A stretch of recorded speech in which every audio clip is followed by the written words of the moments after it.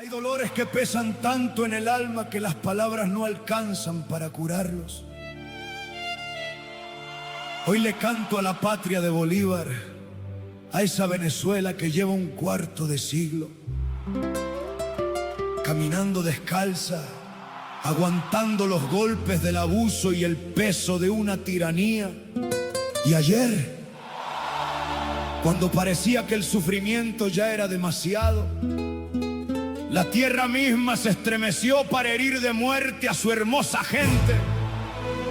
El prodigio del corrido hoy detiene su paso, baja la mirada y une sus lágrimas al llanto de cada madre, de cada hijo que hoy llora una pérdida. Desde el fondo de mi corazón, Venezuela, mi canto está contigo.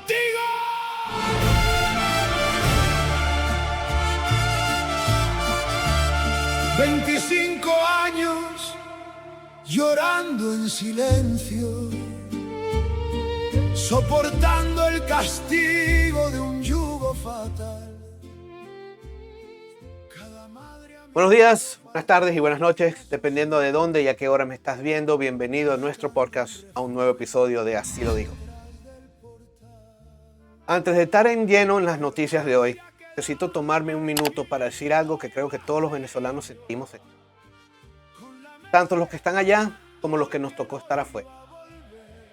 En los medios y en las redes hablamos de cifras, de política, de geopolítica y de corrupción.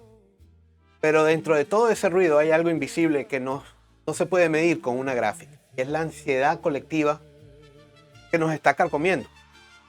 Es verdad que la tragedia que se vive adentro no se compara en lo más mínimo con la distancia del exilio. Pero los que estamos en Miami, Santiago, Madrid o en Lima, vivimos pegados al teléfono. Es un autosabotaje mental. Haces scroll en Instagram y ves escombros. Abres TikTok y lo que es gritos. Revisas el WhatsApp, te inundan con cadenas de auxilio. Pasas por Twitter y te salpica la propaganda cínica del régimen. Eso te rompe por dentro. A mí me aprieta el pecho. Me ha dejado sin dormir. Te clava una impotencia espantosa porque tú estás seguro aquí, pero ellos no lo están allá. Estos días muchos me han preguntado, chamo, ¿cómo están los tuyos? Refiriéndose a mi familia directa. Y al principio respondí automático, todos bien, hasta que me cayó un pensamiento que me atravesó el alma. Los míos en realidad están mal. Los míos son todos los venezolanos que están pasando las negras. Los míos son los que siguen atrapados bajo los escombros. Los míos son los que perdieron su casa, que tardaron una vida en construir. Los míos son los que duermen en un refugio a oscuras. Los míos son las familias de los amigos y colegas que lamentablemente sus familias no sobrevivieron a este desastre. Así que por favor, no me hagan más esa pregunta. En estos momentos, todos son los míos. Pero miren, en medio de tanto horror pasó algo que siempre pasa con nuestra gente. Los venezolanos se levantaron. No lo hicieron solos, el mundo se movió con ellos. Y yo mismo lo vi en Miami, cuando llegué a un centro de acopio y había una hora antes de llegar que se abrieran las puertas y encontrarme con una fila interminable de carros esperando para donar. Eran mi comunidad cargando cajas, aguas, pañales, medicinas, todo con la misma cara de trasnocho, preocupación, pero con las manos listas para el trabajo. Gente que yo no conocía de nada, moviéndose como si compartiéramos la misma sangre. Por eso somos una familia, rota por la diáspora, pero unida por el dolor. Y eso, pana, eso te devuelve el orgullo de llevar esta bandera, orgullo de ver que aunque el régimen haga todo lo imposible por unirnos y aislarnos, la solidaridad de la gente siempre llega primero. Estamos viviendo días de ansiedad, rabia y luto, ¿verdad? Pero también de una humanidad brutal. Y eso es lo único que nos mantiene vivos. Vamos con los títulos. El golpe judicial a la detención sin fianza. Ciudadanía por nacimiento sigue intacta. TPS para los venezolanos, el juego político. La zona de desastre real versus la pantalla oficial. Refugios colapsados y la bomba de tiempo sanitaria. Ayuda internacional. Los que trabajan y los que posan. Persecución en los escombros. ¿Cuándo ayudar Delito. El vacío constitucional y el poder del prófugo. Robos en las desgracias y el cinismo de los AirTags. Rescates milagrosos que desmienten al régimen. Influencers oportunistas. El circo del click. El juicio de la historia. Un legado de destrucción. Vamos con las noticias. Bueno, señores, parece que por fin alguien en el sistema judicial de este país se tomó el tiempo, un buen café, y decidió leer la Constitución. Un tribunal federal les puso un freno en seco a las políticas de detener inmigrantes de forma indefinida y sin derecho a una audiencia de fianza. Esta maravilla legal permite que te metieran en un centro de detención y te dejan ahí estacionado por una infracción de tránsito menor, como si fueras un paquete de Amazon y el paquete no tiene fecha de entrega. Ahora, la Corte ha determinado que las autoridades migratorias tienen la obligación de otorgar una audiencia en un plazo máximo de 90 días. ¿No es el sistema perfecto? Claro que no, pero al menos le pone fin al limbo ese eterno de que te encierro y luego vemos si me acuerdo de ti. Esta medida impacta directamente a miles de personas en estados como Texas, Luisiana y Mississippi. Lugares donde a veces da la impresión que estas leyes de inmigración se redactan con un creyón y el patriotismo es bastante mal entendido. ¿Qué significa esto para el día a día? Que si te para la policía por una tontería, ya que no te pueden desaparecer en un hueco legal sin que un juez evalúe tu caso, significa que no te pueden parar arbitrariamente sin límite legal. Para la comunidad venezolana, especialmente para aquellos que manejan con el corazón en la boca, temiendo que una luz trasera quemada se convierta en una orden de deportación, esto es un auténtico respiro. No soluciona el problema en lo más mínimo, pero te da aire.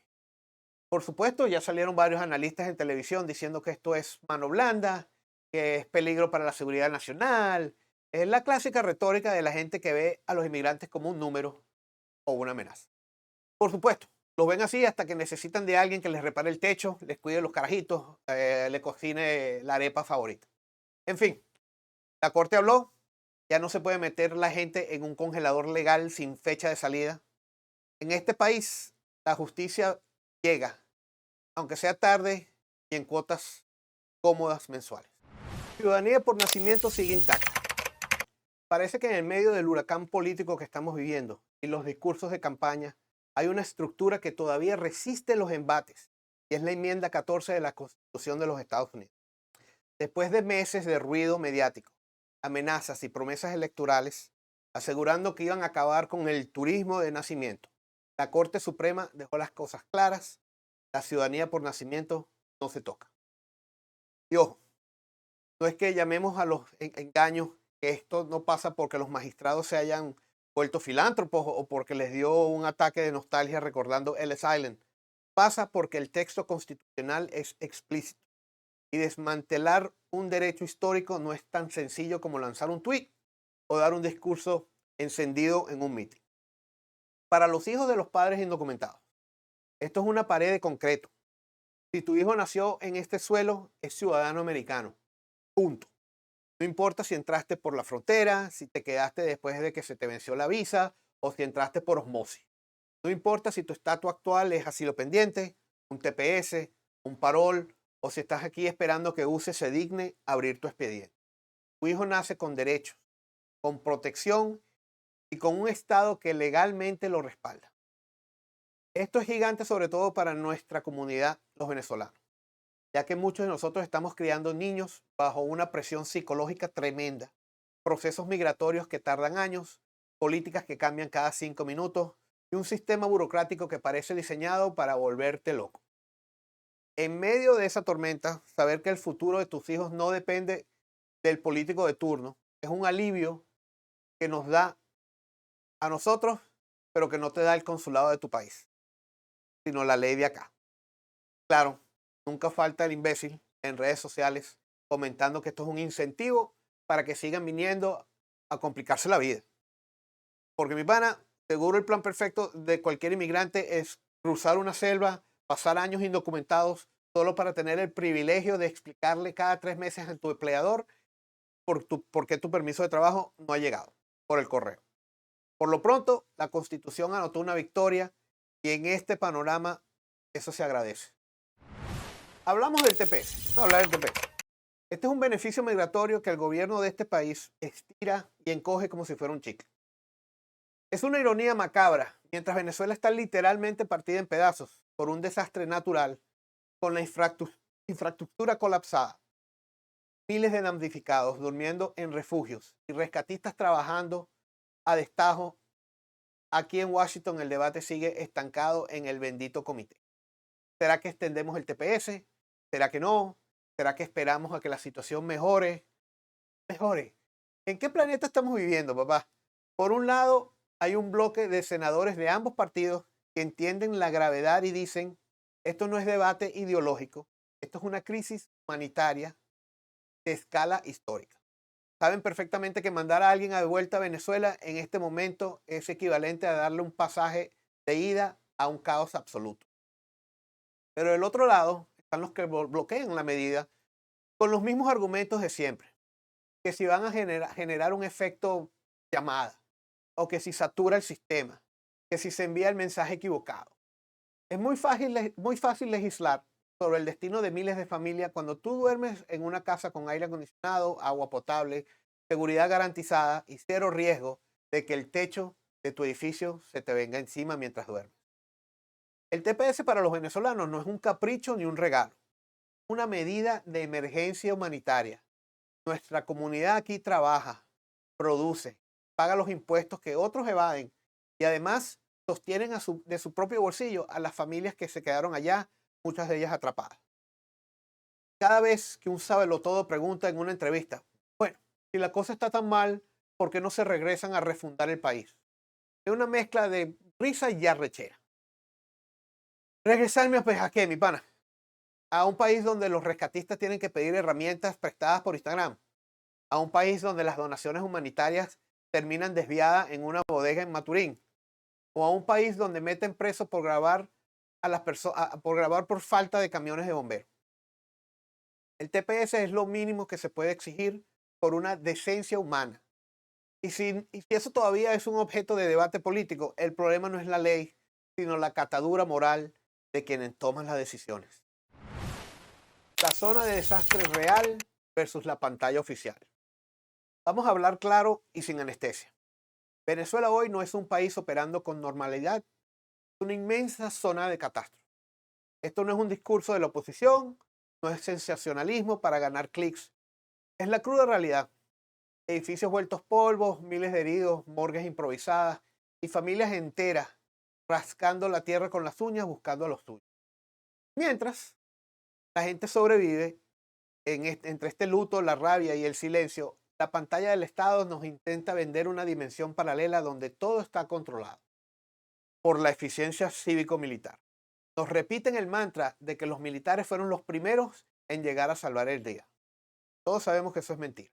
Los primeros que llegaron fueron los vecinos descalzos, los voluntarios civiles y la gente común que no esperó a que una alcabala le diera el permiso para mover un bloque de cemento y salvar a un niño.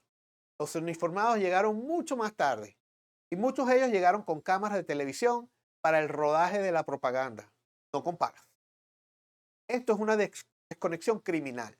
Los rescatistas en el terreno pasan la noche pidiendo linterna, agua y gasolina para las pocas plantas eléctricas que tienen, para rodarse entre ellas como turno de guardia. Y la respuesta de arriba, un set de televisión con aire acondicionado, micrófonos caros y un vocero oficial diciendo que la contingencia ha sido superada con éxito. Nadie está celebrando en las zonas afectadas. Nadie está tranquilo. Mucho menos nadie está bailando en las calles como pretenden hacer ver. La gente está enterrando a sus muertos. Condiciones deplorables. Mientras los voluntarios extranjeros y locales se meten en túneles de concreto arriesgando sus propias vidas. El régimen posa para la foto de Estado. Qué fácil es gobernar cuando tu única preocupación es que el tiro de cámara favorezca. Si algo funciona con precisión suiza en Venezuela, es la maquinaria de propaganda para reescribir los hechos históricos en tiempo real. Mientras el país llora sus muertos, la pantalla oficial monta un guión de película heroica de los años 70. Hemos tenido que ver a Delcy Rodríguez en televisión con un tono soberbio e insoportable, intentando corregir en vivo a los pocos periodistas independientes que se atreven a preguntar por qué las grúas de gran tonelaje tardaron 4 días en llegar al sitio de peor colapso. Su respuesta siempre es la misma: un ataque de indignación patriótica, acusando a la prensa de necrofílica y asegurando que la respuesta militar fue inmediata y perfecta. Y para rematar el insulto colectivo, decidieron montar el show del desfile militar del 5 de julio. Uniformes impecables, botas relucientes que jamás han pisado una zona de desastre, bandas de música, tanques rodando por el asfalto y sonrisas ensayadas para la cadena de televisión. Todo esto es financiado con un despliegue de recursos, luces LED y plantas eléctricas de alta potencia de que los hospitales de campaña de La Guaira llevan semanas suplicando. Es una demostración de poder que raya en el sadismo político. El mensaje implícito que le envían al ciudadano de a pie es muy claro. Tu tragedia no me despeina. Tu dolor no nos altera la agenda. El desfile va porque es propaganda. De la revolución importa 1000 veces esa propaganda que tus escombros. Intentan tampar un cementerio con banderas y marchas militares. Pero el olor de descomposición de este sistema se siente en cada rincón del país. Persecución en los escombros y cuando ayudar es un delito. Hay un rasgo psicótico en el ADN del régimen venezolano que nunca me deja de asombrar. Es la obsesión enfermiza por convertir a los héroes civiles en enemigos del Estado. En cualquier país normal del planeta, si un grupo de voluntarios monta una red de rescate o una cocina comunitaria para alimentar a los damnificados, un gobierno normal les pone transporte, le quita los aranceles y le da las gracias en cadena nacional. Venezuela no. En Venezuela, si tú ayudas sin el sello del partido, te conviertes automáticamente en un objetivo de la contrainteligencia. Esta semana hemos visto reportes indignantes de cuerpos de seguridad amedrantando a rescatistas independientes, exigiéndoles permisos inverosímiles para operar en áreas de colapso, confiscándoles teléfonos celulares y amenazándolos con detenerlos si seguían grabando la falta de grúas en los sitios de desastre. La prioridad no es sacar viva a la gente. La prioridad absoluta es que nadie documente la verdad del abandono estatal. Uno de los momentos más patéticos ocurrió cuando intentaron presionar a un rescatista del equipo de los Topos de México para que grabara un video agradeciéndole públicamente a la gobernación por el apoyo logístico. El veterano que ha sacado gente de terremotos en medio mundo y tiene una dignidad de hierro, los mandó a lavarse ese copete con una sola mirada. El régimen quiere monopolizar hasta el agradecimiento de los sobrevivientes. Si la verdad que firman los voluntarios en el terreno deja evidencia que los cuarteles tienen los camiones parados por falta de repuestos, entonces para ellos el peligro nunca fue el terremoto, sino el ciudadano que tiene un teléfono inteligente en la mano. Ayuda internacional. Los que trabajan versus los que posan. En toda tragedia humanitaria de esta magnitud, las cartas se ponen sobre la mesa muy rápido. Hay veces quién viene a resolver, quién se viene a aprovechar del viaje para una foto geopolítica. Miremos los hechos. Esta semana, China envió aproximadamente 85 toneladas de asistencia humanitaria directa, insumos médicos, herramientas de corte, plantas eléctricas, cajas, cero disculpas. Aquí no se trata de que si China es un santo o es un aliado ideológico. Se trata de que en medio de una catástrofe, lo que salvan las vidas son los antibióticos y las camillas, no las declaraciones ni la solidaridad de Latinoamérica. Por su parte, las agencias de la ONU dijeron que lo que el Palacio de Miraflores intenta callar bajo la alfombra, que Venezuela no tiene la capacidad financiera ni la infraestructura para asumir la reconstrucción por sí sola. El país está quebrado y negarlo es un chiste de mal gusto. Y del otro lado, el gran problema de la ayuda que llega del occidente o de los canales humanitarios tradicionales es el descaro de la aduana del régimen. todos sabemos que las donaciones en Venezuela sufren una especie de desviación mágica. Robo en la desgracia y el cinismo de los AirTags. El escándalo de la semana pasada con el alcalde de Panamá, épico.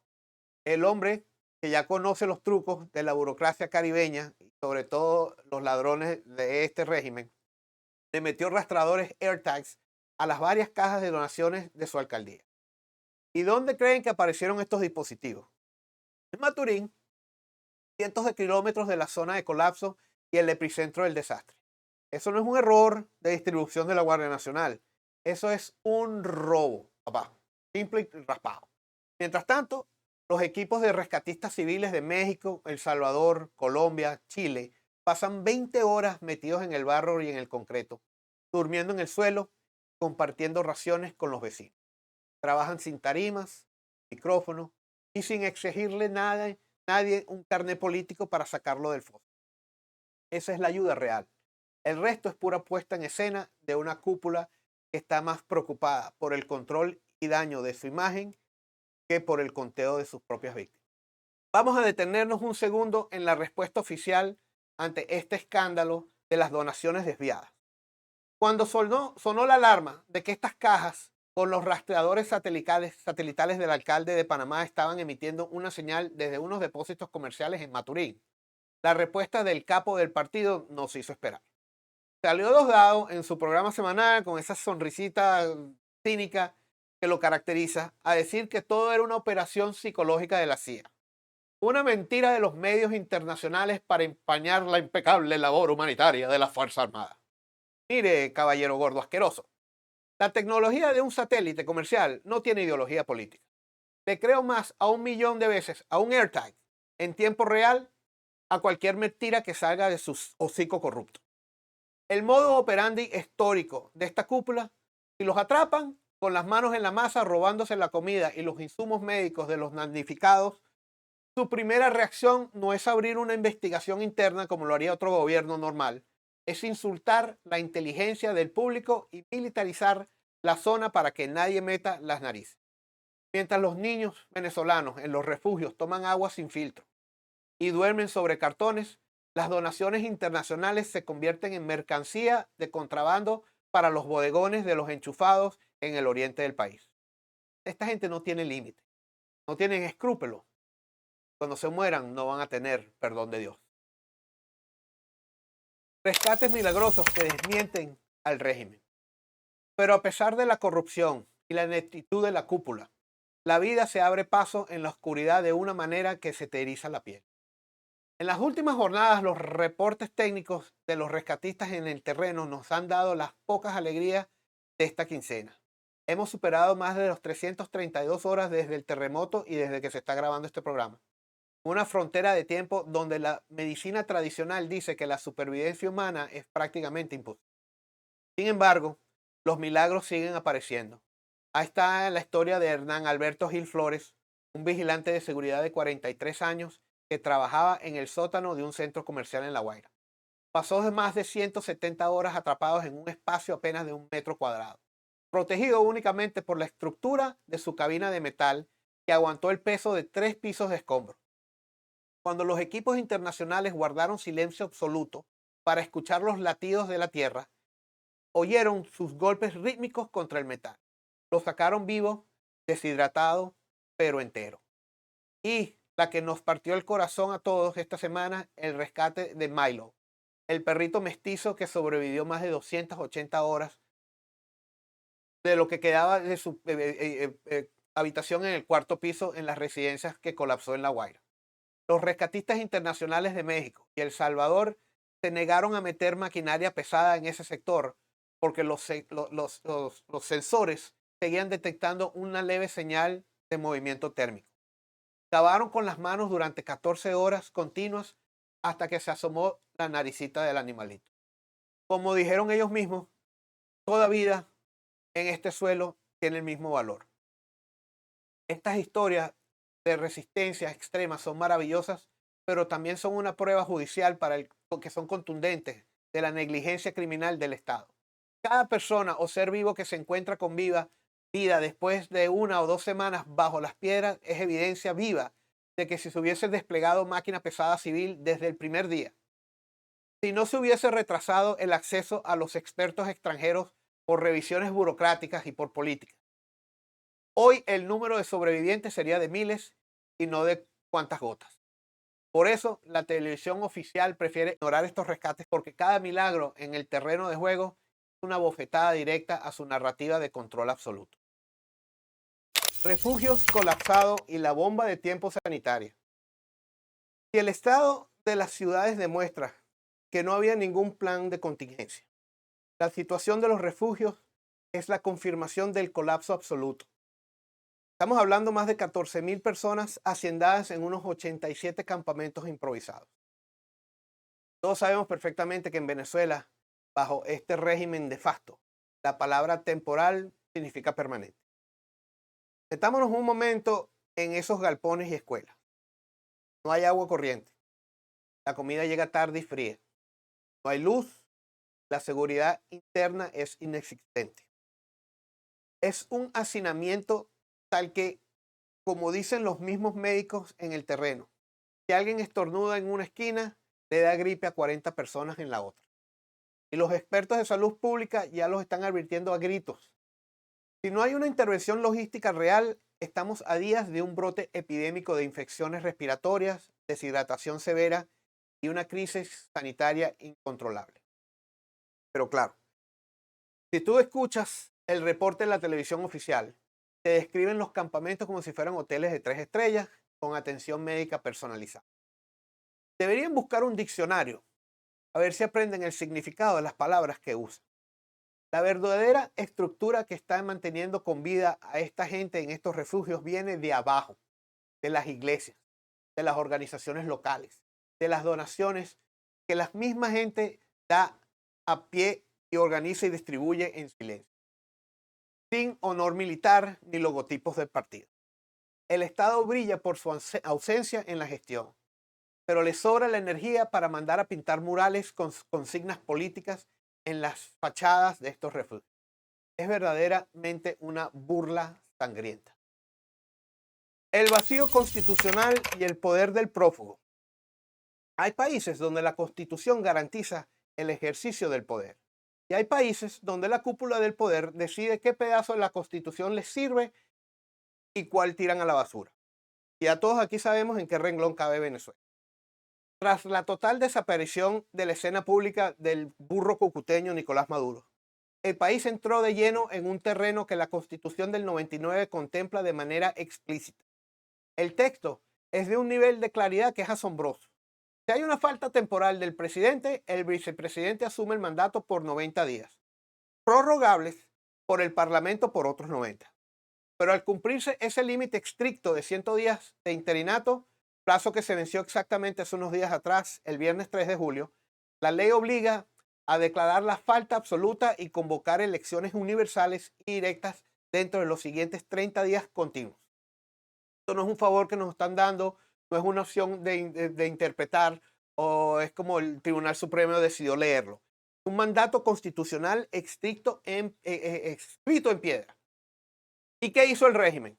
Convertir el texto legal en un adorno de escritorio. Hoy Venezuela no tiene un presidente constitucional, no tiene una línea de sucesión válida y no tiene un proceso electoral convocado para resolver la crisis de legitimidad. Lo que tenemos es una junta de facto que opera por pura inercia militar, sostenido por el miedo y por el Tribunal Supremo de Justicia, que actúa como corrector de estilo de la tiranía. Y en medio de este vacío legal, el colmo más absurdo institucional de la semana es ver a Diosdado Cabello en televisión estatal dándoles órdenes operativas y directrices de seguridad a rescatistas. Si el mismo Diosdado Cabello, sancionado internacionalmente y señalado por violaciones sistemáticas y con una recompensa sobre su cabezota de $25 millones por parte de la Justicia Federal de Estados Unidos, ¿cómo puede ser que este hombre esté dando órdenes? Y para que comparemos y veamos exactamente qué locura es esta. Es exactamente la misma cifra que el gobierno de Estados Unidos ofreció en su momento por la captura de Osama Bin Laden. Este es el calibre de personaje del cual estamos hablando. En cualquier país con un mínimo de institucionalidad o Estado de Derecho, un individuo con este prontuario penal estaría rindiendo cuentas ante un tribunal penal internacional o metido en una celda de máxima seguridad. Pero en la Venezuela actual, el prófugo más caro del hemisferio occidental es el que coordina los protocolos y emergencia y les grita a los equipos de rescate internacionales, inclusive los americanos. Como les decía al principio, es exactamente como si la mafia estuviera administrando las pensiones de los jubilados. Es una distopia total, donde la ley de la fuerza sepultó por completo a la fuerza de la ley. El circo de los influencers oportunistas que confunden una tragedia nacional con un set de grabación para subir su engagement. Vamos a dejar algo bien claro desde ya. Este programa no vamos a decir un solo nombre propio. No porque le tengamos miedo a esos imbéciles, sino porque esta gente vive de la mención, del linchamiento mediático. El odio les genera tráfico y el tráfico les genera dólares. No le vamos a regalar ni un milímetro de publicidad en este espacio. Lo que vamos a destrozar aquí es la conducta enferma. Miren el primer caso. Apenas empezando el desastre, una conocida creadora de contenido llega a un centro de acopio y se empieza a tomar fotos en frente de botellas de agua. La gente llevaba horas clasificando y horas sudando para clasificar las medicinas y cargando camiones. ¿Y qué hizo esta ridícula?